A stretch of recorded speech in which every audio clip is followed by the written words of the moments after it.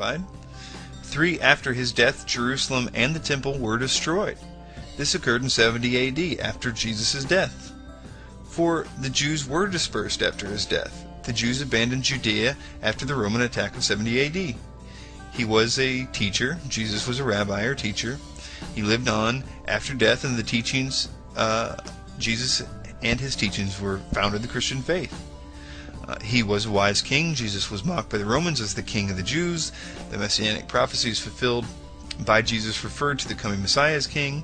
Christians believed that Jesus was their spiritual king. Jesus was born of the royal line of King David. And, of course, he was Jewish. Now, moving on to the Babylonian Talmud. The Babylonian Talmud is an ancient record of Jewish history, laws, and rabbinic teachings compiled throughout the century. Though it does not accept the divinity of Jesus, it confirms the belief that he was hanged, an idiom for crucifixion, on the eve of the Passover. It says, on the eve of the Passover, Yeshu, some texts say Yeshu the Nazarene, was hanged, which means crucified, 40 days before the execution. A herald went forth and cried, he is going forth to be stoned because he has practiced sorcery and enticed Israel to apostasy. Anyone who can say anything in his favor, let him come forward and plead on his behalf. But since nothing was brought forward in his favor, he was hanged on the eve of Passover. Skeptic Interjection 1.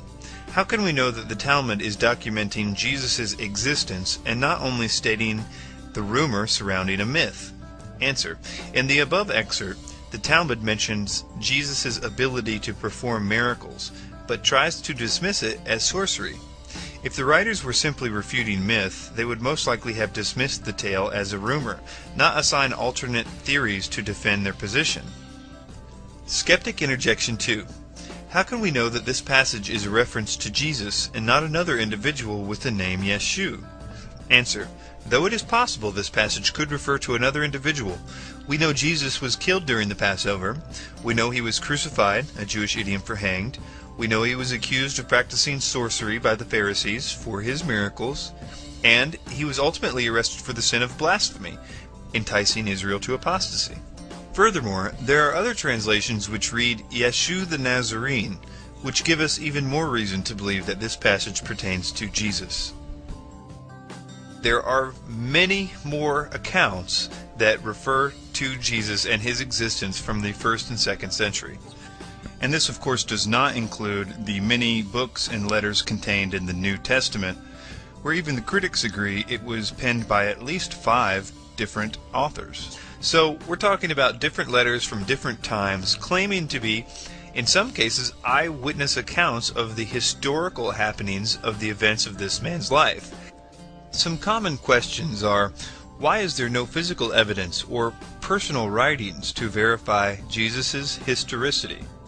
The Bible has been accused on several occasions of committing historical errors, but has later been proven accurate through archaeological finds. For instance, the Old Testament mentions a tribe of people known as the Hittites. Skeptics pointed out that there was no such civilization in history, yet in the 19th century, records of the Hittites were discovered within Assyrian ruins. Today, we know a lot about the Hittites, such as their language, craftsmanship, geography, and empire chronology. The New Testament mentions the Pool of Bathsheba as a place where Jesus healed a paralytic. No such location was known to exist until it was discovered in Jerusalem as a place where the sick would gather to seek healing. Just because an artifact has not yet been recovered does not mean none exists. In regards to personal writings, Socrates, for example, exists only in the writings of his students. There is not a single document still in existence that contains his original works. If we apply the same logic with Socrates, skeptics use to determine Jesus' historicity, we must assume Socrates was a figment of the imagination of his students. But if we are to accept Socrates as a historical figure based on 4 secondary accounts, we must also accept Jesus as a historical figure whose life was documented by his disciples, historians, and those who rejected his divine claims. In conclusion, a lot of evidence has been presented during this discussion to confirm Jesus Christ as a historical figure.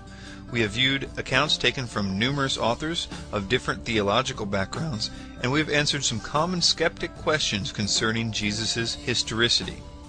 I purposely avoided using biblical evidence to support the existence of Jesus because that would be using the Bible to prove the Bible.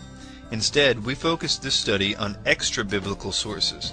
However, early Christian historians and witnesses were unanimous in their accounts that several New Testament books were written by eyewitnesses of both Jesus and the apostolic ministries. If these authors were indeed eyewitnesses, we can believe that they also provide evidence to the historicity of Jesus. Some readers may be satisfied with such evidence, some may not. Whatever the case, I encourage you to examine all the facts for yourself before reaching your conclusion.